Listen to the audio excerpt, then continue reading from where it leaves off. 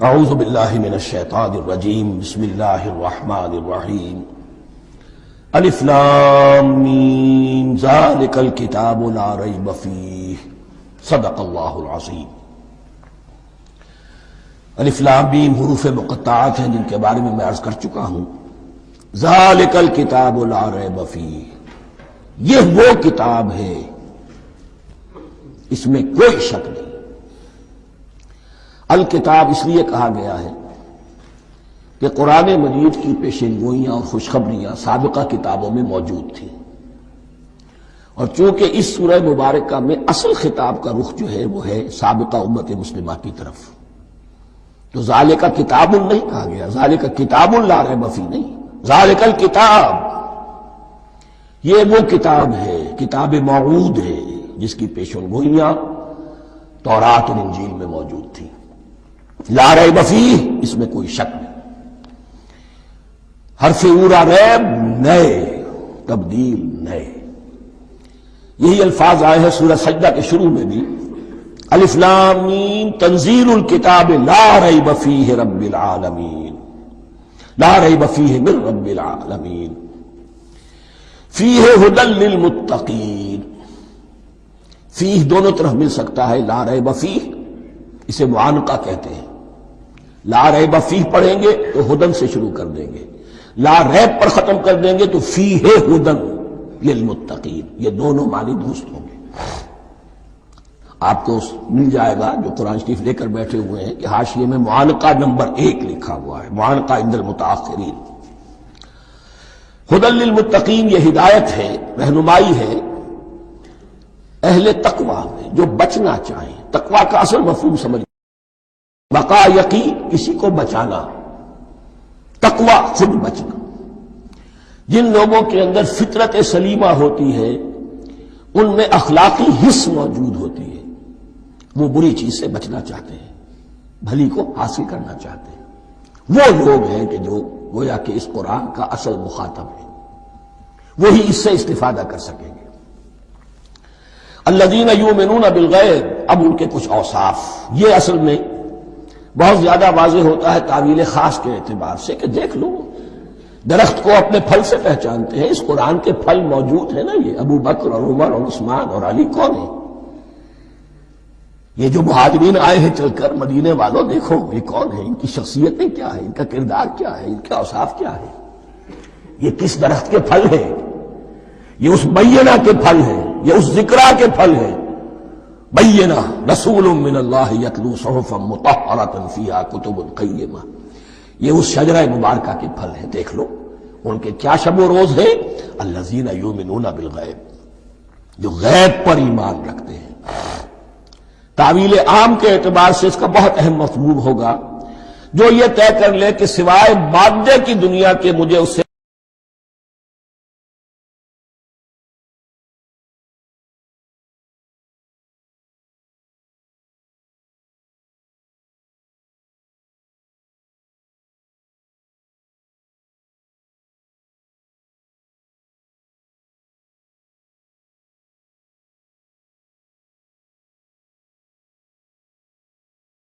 جو اصل حقیقت ہے وہ مستور ہے، نگاہوں سے چھپی ہوئی ہے۔ سامنے جو کچھ نظر آ رہا ہے، ایک انگلستان کے بہت بڑے فلسفی کی کتاب کا عنوان ہے appearance and reality, reality and appearance, Bradley کی کتاب۔ اپیئرنس جو کچھ نظر آ رہا ہے یہ حقیقت نہیں، حقیقت اس کے پیچھے ہے۔ اور کنفیوشس کا ایک جملہ ہے جو بہت بڑا حکیم اور فلسفی تھا، چین کا بہت بڑا حکیم اور فلسفی، اور ہو سکتا ہے کہ نبی ہو، واللہ عالم، ہم کہہ نہیں سکتے۔ اس کی تعلیم بڑی اخلاقی تعلیم ہے، اور اس کا جملہ سنیے، یہ یؤمنون بالغیب کی اس سے زیادہ صحیح تشریح ممکن نہیں۔ There are certain things, there's nothing more real than what cannot be seen. And there's nothing more certain than what cannot be heard. وہ حقائق جو آنکھوں سے نہیں دیکھے جا سکتے اور کانوں سے نہیں سنے جا سکتے، ان سے زیادہ یقینی اور واقعی حقائق اور کوئی نہیں۔ There is nothing more real than what cannot be seen, and there is nothing more certain than what cannot be heard. الَّذِينَ يُؤْمِنُونَ بِالْغَيْبِ وَيُقِيمُونَ الصَّلَاةَ، نماز قائم کرتے ہیں. وَمِمَّا رَزَقْنَاهُمْ يُنْفِقُونَ، اور جو کچھ ہم نے انہیں دیا ہے اس میں سے خرچ کرتے ہیں، خیر میں، بھلائی میں، نیکی میں، ابنائے نو کی حاجات کو رفع کرنے میں، لوگوں کی تکلیفیں دور کرنے میں، خود اللہ کے لیے، اللہ کی رضا جوئی کے لیے، اللہ کو قرض حسنہ دیتے ہوئے. والذین یؤمنون بما انزل الیک وما انزل من قبلک، اور وہ کہ جو ایمان رکھتے ہیں اس پر بھی جو آپ پر نازل کیا گیا ہے محمد صلی اللہ علیہ وسلم، اور اس پر بھی کہ جو آپ سے پہلے نازل کیا گیا. یہ بہت اہم الفاظ ہیں، اس لیے کہ عام طور پر آج کل ہمارے ہاں یہ خیال پھیلا ہوا ہے کہ یہ تورات اور انجیل کے پڑھنے کا کوئی فائدہ نہیں، کوئی ضرورت نہیں. کوئی ضرورت نہیں کی حد تک تو شاید بات صحیح ہو، لیکن کوئی فائدہ نہیں، یہ بالکل غلط ہے. یہ ابتدا ہے قرآن کی، اور کس قدر اہتمام کے ساتھ کہا جا رہا ہے. ایمان صرف قرآن پر نہیں، اس پر بھی کہ جو اس سے پہلے نازل کیا گیا. اور سورہ نساء کی آیت، اور سورہ نساء نازل ہوئی کہیں جا کر سن 6 ہجری میں. یا ایھا الذین آمنوا آمنوا باللہ ورسولہ والکتاب الذی نزل علی رسولہ والکتاب الذی انزل من قبل. تو اس سے ایمان جو ہے تورات پر اور انجیل پر اور زبور پر اور صحف ابراہیم پر، اجمالی ایمان کی جو اہمیت ہے اس کو اچھی طرح سمجھ لیجیے. البتہ یہ ہے کہ چونکہ ہم سمجھتے ہیں اور جانتے ہیں کہ ان کتابوں میں تحریف ہو گئی ہے، لہذا ان کتابوں کی کوئی شے قرآن پر حجت نہیں ہوگی. جو چیز قرآن سے ٹکرائے گی ہم اس کو رد کر دیں گے. ان کتابوں کی کسی شے کو دلیل کے طور پر نہیں لائیں گے. لیکن جہاں قرآن مجید کی کسی بات کی نفی نہ ہو رہی ہو تو بہت سے حقائق ہمیں ان کتابوں ہی سے ملتے ہیں. انبیاء کے مابین جو زمانی ترتیب ہے، کرونالوجیکل آرڈر جو ہے، وہ تو ہمیں تورات سے ملتا ہے، قرآن میں تو نہیں. قرآن میں کبھی حضرت نوح کا ذکر بعد میں ہے، حضرت موسیٰ کا پہلے. وہاں تو کسی اور پہلو سے ترتیب آتی ہے، لیکن وہاں ہمیں تاریخ ملتی ہے ابراہیم کی، اسحاق کی، یعقوب کی، انبیاء بنی اسرائیل کی، موسیٰ کی، عیسیٰ کی. یہ ساری چیزیں، تو اس کی اہمیت جو ہے اس کو سمجھ لیجئے. والذین یؤمنون بما انزل الیک وما انزل من قبلک وبالآخرۃ ھم یوقنون، آخرت پر وہ یقین رکھتے ہیں. نوٹ کرنے والی بات کیا ہے کہ باقی سب چیزوں کے لیے لفظ ایمان آیا، آخرت کے لیے ایقان. کیوں؟ واقعہ یہ ہے کہ انسان کے عمل کے اعتبار سے سب سے زیادہ مؤثر شے ایمان بالآخرہ ہے. ایمان بالآخرہ ہے تو عمل سیدھا رہے گا کہ ہاں مجھے جواب دہی کرنی ہے، جانا ہے، اٹھنا ہے، اللہ کے حضور حاضری ہے. اگر یہ یقین ہے تو عمل صحیح ہوگا. اس میں کمی ہو گئی تو توحید جو ہے وہ بھی بس ایک عقیدہ، ایک ڈوگما بن کے رہ جائے گی. ایمان بالرسالت بھی بدعات کو جنم دے گا. عید میلاد نبی منا لیجئے، اور کچھ عشقیہ اشعار کہہ دیجئے، نعتیہ اشعار کہہ دیجئے، اللہ اللہ خیر صلی اللہ، یہ ایمان بالرسالت کے مظہر ہوں گے. عمل انسان کا درست ہوتا ہے آخرت کے یقین کے ساتھ. وبالآخرۃ ھم یوقنون، آخرت پر انہی کا یقین ہے، انہی کا یقین ہے. یہ حصر بھی ہے اس اعتبار سے کہ یہودی میں مدعی تھے کہ ہم آخرت پر یقین رکھتے ہیں، یہاں کنٹراسٹ دکھایا جا رہا ہے، آخرت پر یقین رکھنے والے یہ لوگ ہیں. اور تعویل خاص کے اعتبار سے وہ لوگ موجود ہیں تمہاری نگاہوں کے سامنے. 13 برس کی محنت کی کمائی محمد الرسول اللہ صلی اللہ علیہ وسلم کی اس کتاب کی، یتلو علیہم آیاتہ ویزکیہم ویعلمہم الکتاب والحکمہ، اس کا جو نتیجہ ہے وہ تمہارے سامنے.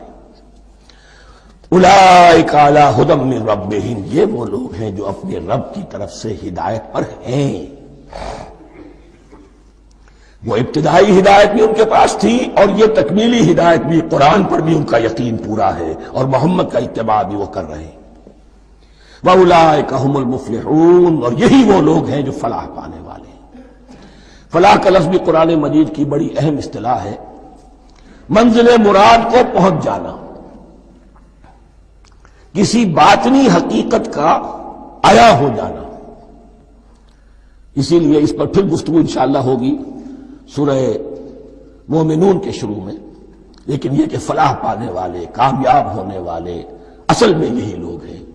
تو گویا کہ تعویل خاص میں صحابہ کرام کی طرف اشارہ ہو گیا، تعویل عام میں ہر شخص کو بتا دیا گیا اگر قرآن کی ہدایت سے مستفید ہونا ہے تو یہ اوصاف اپنے اندر پیدا کرو.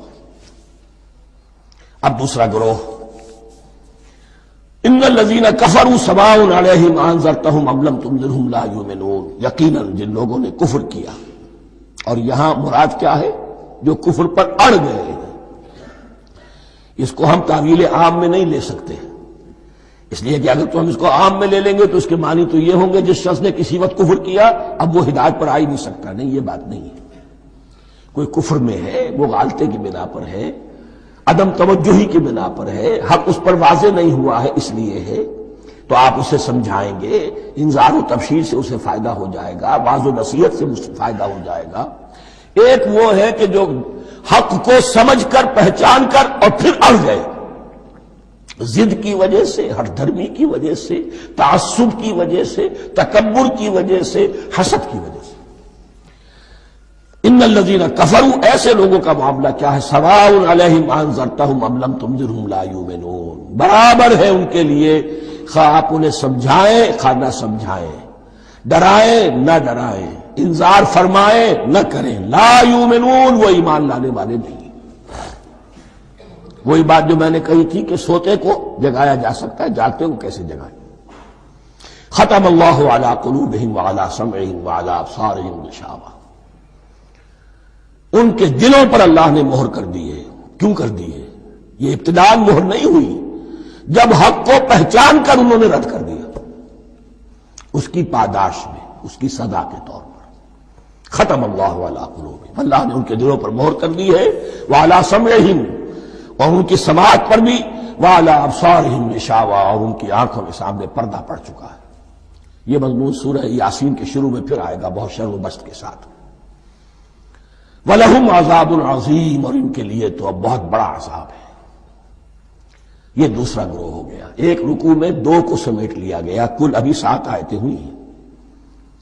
ایک وہ گروہ جس نے قرآن مجید کی دعوت سے صحیح صحیح استفادہ کیا، ان میں طلب ہدایت کا مادہ موجود تھا، ان کی فطرتیں سلیم تھیں، ان کے سامنے دعوت آئی، قبول کی، اور قرآن کے بتائے ہوئے راستے پر چلے. وہ گلے سرسبد ہیں، وہ شجرہ قرآنی کے نہایت مبارک اور مقدس، وہ اس کے پھل ہیں.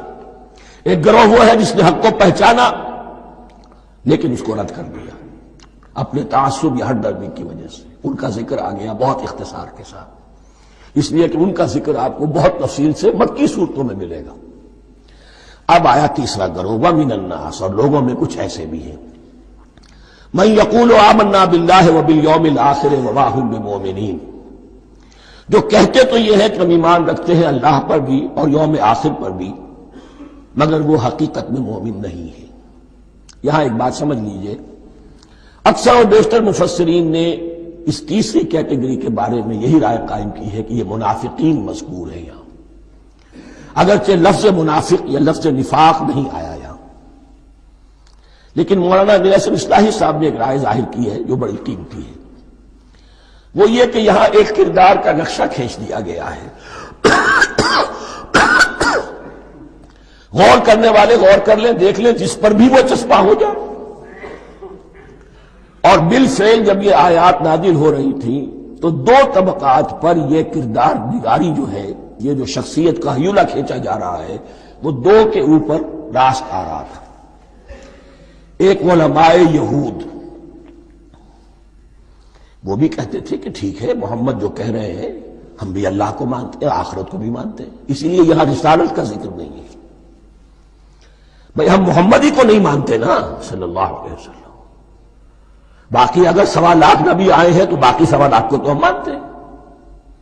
ایک محمد کو نہیں مانا، ایک عیسیٰ کو نہیں مانا، بس. تو ہمیں بھی مانا جانا چاہیے کہ ہم بھی مسلمان ہیں. ایک یہ ان کی رائے ہے، اور واقعہ یہ ہے کہ یہاں اس طریقے کا تذکرہ ہو رہا ہے کہ جس سے ان کا کردار بھی جھلک رہا ہے، روح سخن ان کی طرف جا رہا ہے. مجھے یاد ہے اپنی 10ویں جماعت کے زمانے میں دہلی میں نے دیکھا تھا کہ ناٹ سرکس وہاں کا ایک بڑی مارکیٹ ہوتی تھی، تو جوتے کی دکان پہ بہت بڑا جوتا لٹکایا ہوا تھا، بہت بڑا، اور لکھا تھا free to home it fits, جس کے پاؤں میں یہ ٹھیک ٹھیک آ جائے وہ لے جائے اس کو۔ تو یہ free to home it fits ہے، ایک کردار ہے، اب یہ کردار جس کے اوپر بھی فٹ بیٹھ جائے، ان میں یقیناً زیادہ تو غلبہ یہی ہے جو مفسرین کی رائے ہے، منافقین کا معاملہ جو ہو رہا ہے، لیکن یہ کردار بعین نہیں فٹ بیٹھ رہا ہے یہود کے علماء پر۔ اور یہ بھی نوٹ کر لیجئے کہ جو مدینہ منورہ میں نفاق کا جو پودا پروان چڑھا ہے، بلکہ پودا نہیں کہنا چاہیے، جھاڑ جھکاڑ جو پروان چڑھا ہے، وہ یہودیوں کے زیر اثر، جیسے جنگل کے اندر بڑے بڑے درخت بھی ہوتے ہیں اور اندر جو ہے نیچے جھاڑیاں بھی ہوتی ہیں، تو یہ نفاق کا جھاڑ جھکاڑ جو ہے وہ یہودی علماء کا جو پودا تھا وہ بہت بڑا تھا، اس میں کوئی شک نہیں، اس کے سائے میں پروان چڑھا ہے۔ ان دونوں میں معنوی ربط بھی ہے۔ وَمِنَ النَّاسِ مَن يَقُولُ آمَنَّا بِاللَّهِ وَبِالْيَوْمِ الْآخِرِ وَمَا هُم بِمُؤْمِنِينَ، اور لوگوں میں سے کچھ ایسے بھی ہیں جو کہتے تو یہ ہے کہ ہم ایمان رکھتے ہیں اللہ پر اور یوم آخر پر، لیکن وہ مومن نہیں ہیں۔ يُخَادِعُونَ اللَّهَ وَالَّذِينَ آمَنُوا وَمَا يَخْدَعُونَ إِلَّا أَنفُسَهُمْ، وہ دھوکہ دینے کی کوشش کر رہے ہیں اللہ کو اور اہل ایمان کو۔ لیکن یخادعون جو ہے یہ باب مفعلہ ہے، باب مفعلہ میں کشمکش ہوتی ہے، کشاکش ہوتی ہے، لہذا ترجمہ میں نے کیا کوشش کر رہے ہیں۔ وما یخدعون الا انفسهم، یہ ثلاثی مجرد میں آ گیا، اور نہیں دھوکہ دے رہے مگر صرف اپنے آپ کو، یہ یقینی ہے اپنے آپ کو تو دھوکہ دے رہے ہو، لیکن یہ کہ اللہ اس کے رسول کو، اللہ اور اہل ایمان کو دھوکہ نہیں دے سکتے۔ سورہ نساء کی آیت نمبر 142 میں یہ کھل کر منافقین کے بارے میں یہی الفاظ آئے ہیں، ان المنافقین یخادعون اللہ وہو خادعہم، یقیناً منافقین جو ہے وہ اللہ کو دھوکہ دینے کی کوشش کر رہے ہیں اور اللہ انہیں دھوکہ دے رہا ہے۔ فی قلوبہم مرض، ایک لفظ اور رہ گیا، وما یشعرون، انہیں اس کا شعور نہیں ہے۔ یہ بہت اچھی طرح نوٹ کر لیجئے، منافقین کی بھی اکثریت وہ تھی جنہیں اپنے نفاق کا شعور نہیں تھا، وہ اپنے تئیں سمجھتے تھے اپنے آپ کو مسلمان، وہ کہتے تھے یہ بے وقوف لوگ ہیں، محمد رسول اللہ کے بارے میں کہتے تھے یہ خام خواہ جو ہے انہوں نے لڑائی بھڑائی مول لے لی ہے اہل مکہ کے ساتھ، کیا ضرورت ہے، امن کے ساتھ جو ہے بات کرنی چاہیے۔ وہ سمجھتے تھے کہ ہم خیر خواہ ہیں، ہم بھلی بات کہہ رہے ہیں، یہ بے وقوف لوگ ہیں، دیکھتے نہیں کہ کس سے ٹکرا رہے ہیں، ہاتھ میں اسلحہ نہیں ہے اور لڑائی کے لیے جا رہے ہیں، تو بے وقوف تو یہ ہے۔ لیکن وہ سمجھتے تھے کہ ہم تو بڑے مخلص ہیں، ہم مسلح ہیں، تو ما یشعرون بہت ضروری ہے۔ بعض لوگ منافق ایسے بھی تھے کہ جو اسلام میں داخل ہی ہوتے تھے دھوکہ دینے کی خاطر، اور ان پہ پہلے دن سے واضح ہوتا تھا کہ ہم مسلمان نہیں ہیں، ہم نے اسلام کا لبادہ اوڑھا ہے صرف دھوکے کے لیے۔ اس کا ایک ذکر سورہ آل عمران میں آئے گا، لیکن اکثر و بیشتر منافقین دوسری طرح کے تھے جنہیں اپنے نفاق کا شعور حاصل نہیں تھا۔ فی قلوبہم مرض، ان کے دلوں میں ایک روگ ہے، بیماری ہے۔ یہ روگ اور بیماری کیا ہے؟ ایک لفظ میں اس کو تعبیر کیا جائے، کردار کی کمزوری، ویکنس آف کیریکٹر۔ ایک شخص وہ ہوتا ہے کہ جو سمجھتا ہے یہ حق ہے، حق سے بعد آباد، اب جو ہو سو ہو۔ ایک حق کو حق پہچان کر رد کر دیتا ہے، وہ کافر ہو گیا۔ ایک حق کو حق پہچان کر آیا تو صحیح، لیکن ویکنس آف کیریکٹر کی وجہ سے قوت ارادی کمزور ہے، آخرت بھی چاہتے ہیں، دنیا کو بھی ہاتھ سے دینے کو تیار نہیں، یہاں کا بھی کوئی نقصان نہ ہو اور آخرت کا بھی سارا بھلا ہمیں مل جائے۔ یہ وہ لوگ ہیں در حقیقت کہ اس کو کہا روگ۔ فی قلوبہم مرض فزادہم اللہ مرضا، تو اللہ نے ان کے مرض میں اضافہ کر دیا۔ یہ اللہ کی سنت ہے، آپ حق پر چلنا چاہیں حق کا راستہ آپ کے لیے آسان کر دے گا، آپ برائی کی طرف جانا چاہیں بڑی سے بڑی برائی آپ کے لیے ہلکی ہوتی چلی جائے گی، کوئی خاص بات ہی نہیں، چلو یہ بھی کر گزرو، جب یہ کر لیا تو یہ بھی کر گزرو۔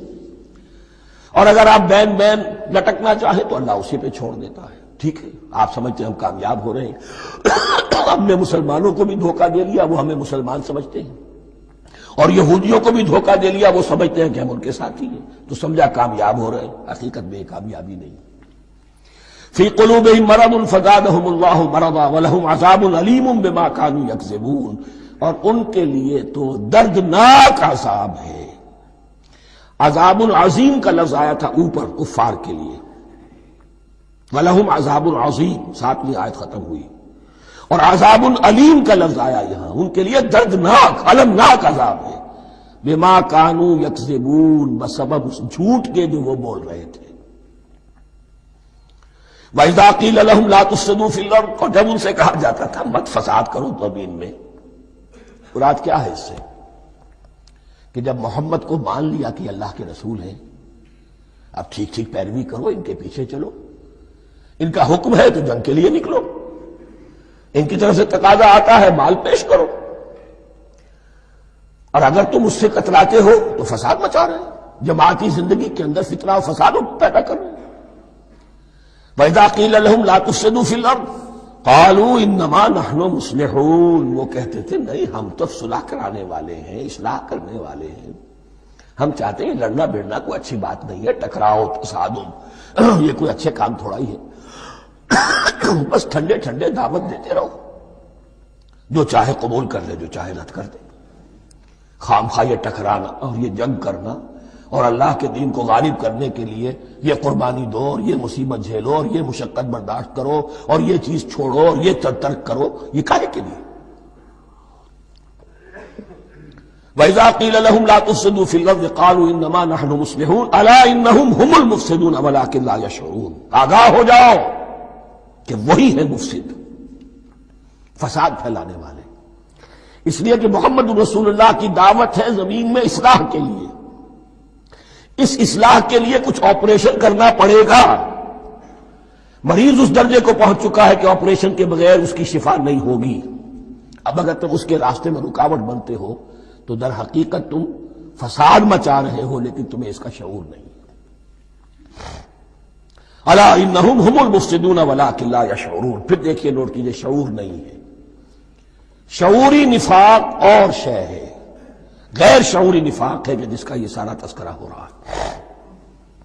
وَإِذَا قِيلَ لَهُمْ آمِنُوا كَمَا آمَنَ النَّاسُ، اور جب ان سے کہا جاتا ہے ایمان لاؤ جیسے دوسرے لوگ ایمان لائے، آخر دیکھو دوسرے یہ اہل ایمان ہیں، جب بلاوا آتا ہے فوراً لبیک حاضر ہوتے، جو بھی ہو یہ تم جو ہے آخر تم نے اور روش اختیار کی۔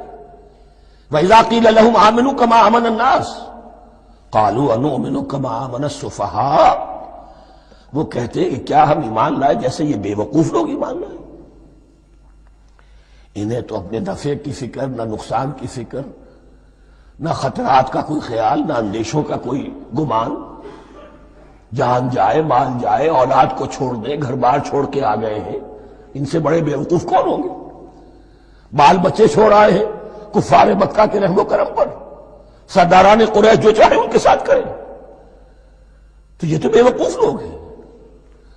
آج کل آپ کہتے ہیں ایسے ہی لوگوں کو فینیٹکس ہیں، یہ فینیٹکس ہیں، دیکھ بھال کر چلنا چاہیے، دائیں بائیں دیکھ کر چلنا چاہیے، نفع نقصان کا خیال کر کے چلنا چاہیے، چاہے حق ہے ٹھیک ہے، لیکن بہرحال اپنی مصلحتوں کو بھی اور اپنے اہل و عیال کی مصلحتوں کو بھی دیکھنا چاہیے۔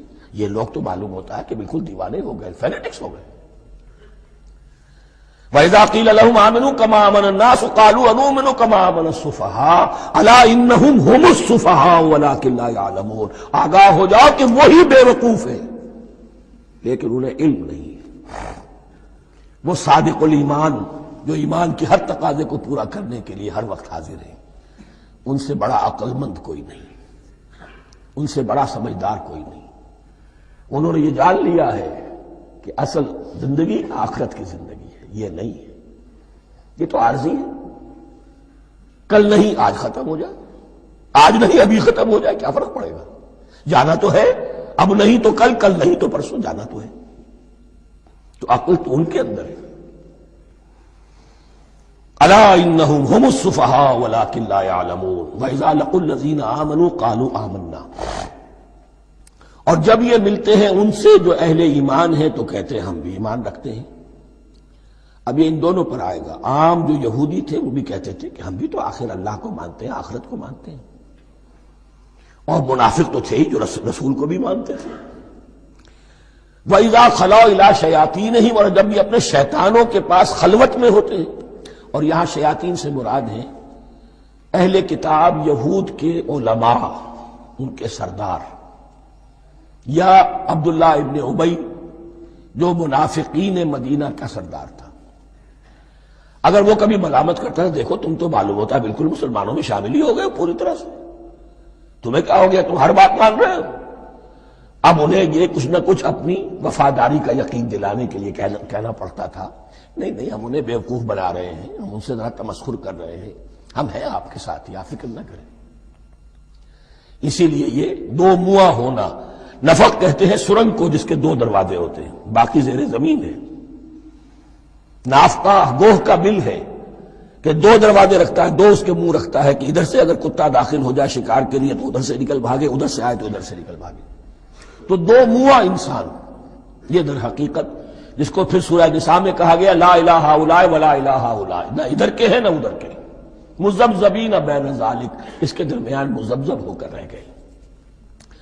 یہ شیطان کا لفظ یہاں سمجھ لیجئے، اس کے دو رائے ہیں کہ یہ شطنہ سے بنا ہے یا شات سے بنا ہے، شین الف توئے یا شین طا نون۔ شطنہ کے معنی تباعدا، کو بہت دور ہو گیا، دور ہو گیا۔ شیطان سے مراد جو اللہ کی رحمت سے بہت دور ہو گیا۔